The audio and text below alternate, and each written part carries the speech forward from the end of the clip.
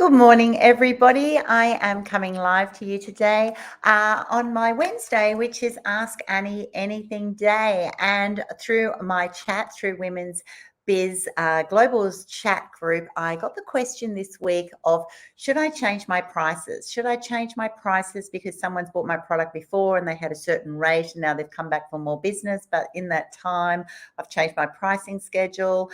What do I do now because they're expecting it in a certain way? Do I hold firm? Do I actually change? How do we actually go around that issue? And I thought that's actually a really great issue to have a quick live about today. That common issue that many of us in business face, that when it comes to pricing our products and services, we want to obviously stay affordable. But we also need to do business. We want to make sure that our customers' needs are met. So we need to start thinking, do we change our prices when customers say they can't afford them? What do we actually do about that? All right. So I agree that so many of us in business will actually feel that urge, that urge that actually happens, that you want to change your prices when customers experience concerns about affordability. All right. And then at the same time as you're getting that urge of, oh, I really want to help them, you've also got that other urge of saying, yeah, but I need to be profitable. And how does that look like to other people? So it's a really good conversation to have.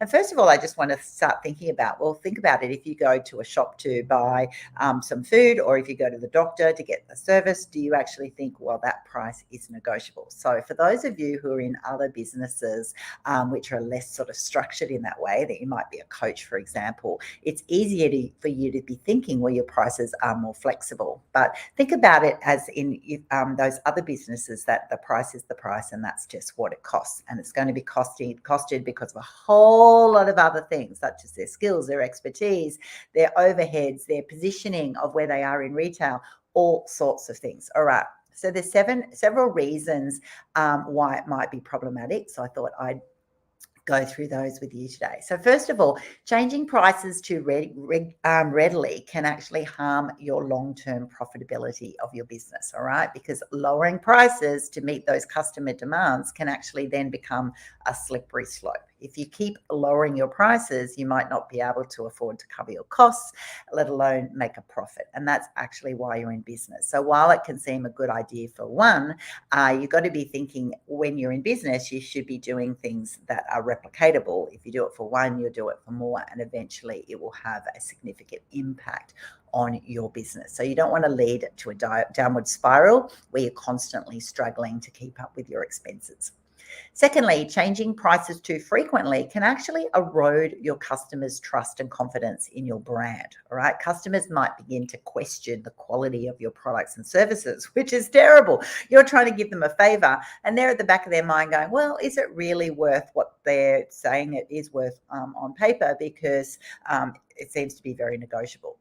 So if they see constant fluctuations in your price, it can actually cause confusion and uncertainty. And this can even lead them to go and look at other options where they're a lot more consistent, because they actually go, well, if they're not negotiable, they're more trustworthy. All right. Imagine that. What a way to come back and bite you in the butt. And thirdly, changing prices in response to these customer concerns can actually set a bad precedent for future negotiations that you're going to have. And you will have negotiations, and they are specific for a reason. So if you're wanting to negotiate at certain times for your business, which you will, you want to save that time for that moment, not that you're always negotiating. All right, because if you do that, it will definitely come back that you won't be able to negotiate as clearly, because they will take the bottom level on what you already discount to the average person. All right, whereas your special people want to know it's just for them. Like people in Women's Biz Global, they'll all, as a member of Women's Biz Global, or anyone who's done business with me before, automatically gets 10% discount. All right. So that's just built into my business model. And that's a perk of coming back and becoming a repeat customer. So they know that. So therefore, if I did a really significant deal with a different sort of group, it would have to be better than that, because otherwise they'll say, well, that's not really negotiating. All right. If you understand what I mean. So you've got to be careful. Some of you have tried those discount arms, for example, like Groupon, for example. No offense, Groupon. But if you do that, then your customers then come and they expect to get your product or your service for a certain price, which is the bottom of the barrel price. So that's great. You might get new customers for a short period of time, but are you actually then attracting the customer who will be your long-term customer? Most of the time, that customer just wants a deal. Say you're getting a hair done for like $50 instead of $170.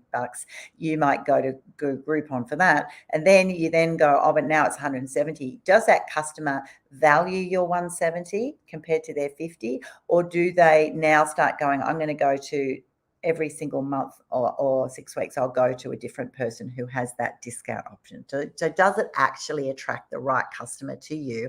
And does it actually attract the person who is then going to value your actual price ongoing? So start thinking about those sorts of things today. So what can we actually do? There's a few options that I want to encourage you to do because I'm always into practical tips. The first one is to actually offer them affordable alternative payment options. All right. So for example, someone who does my 12-month mentor and coaching, they don't pay 12 months up front. They just pay on a monthly payment plan, which makes it really affordable and it works well for their cash flow and my cash flow. You could also definitely always consider offering lower priced options. For example, if someone can't afford my 12-month coaching, which has all these inclusions and weekly coaching sessions, they might then go, I'll have the a half of that, or I'll have a quarter of that.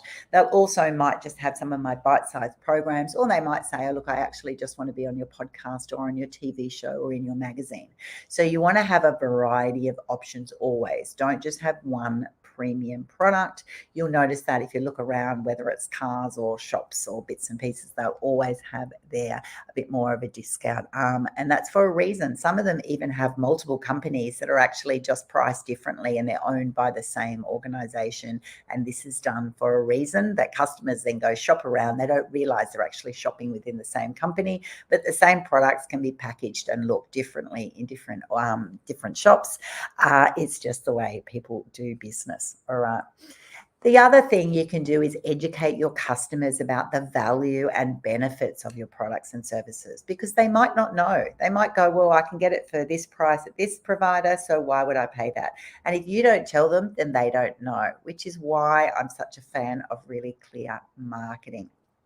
In your marketing, you're showing them of the years of experience, your skills and expertise, your ability to take them from here to here, the ability for the quick results, the better quality products you're using, all of the key ingredients that make your price more than someone else on the markets. You actually have to communicate that to the client so that they understand it, but also that they value it. If they don't value that, then they will go to a cheaper alternative. And that's just the way it is. It doesn't mean that you discount to meet that cheaper alternative. You're not cheaper.